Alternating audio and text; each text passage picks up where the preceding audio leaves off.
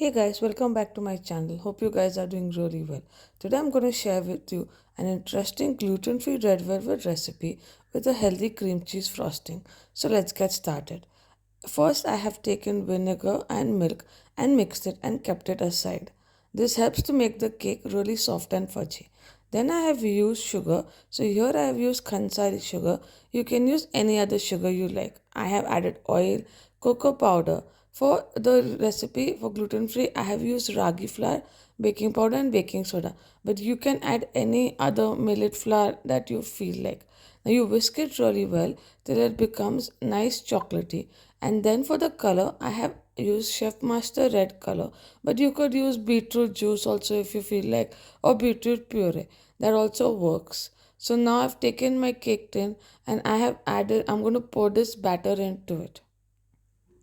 So the funny part is when I first tried to learn how to make the red velvet cake, the milk and vinegar is always also called buttermilk. So that took time for me to understand what actually buttermilk is there for our recipe.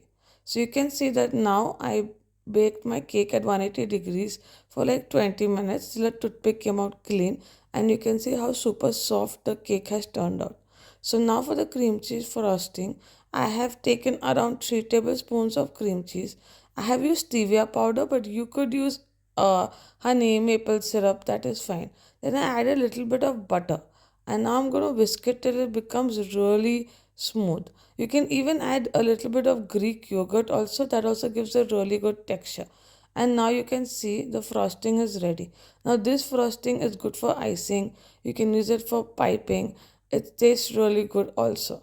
So I'm going to add it on my cake and just spread it around. Also, if you want to find some more healthy recipes, do follow me on my Instagram page. The link is in the description. And also, you can even please like and subscribe and share my channel to keep following for more recipes. Even if you have any suggestions, do mention in the comment section. If you like this recipe also, do mention in the comment section. So you can see how beautiful the cake has turned out.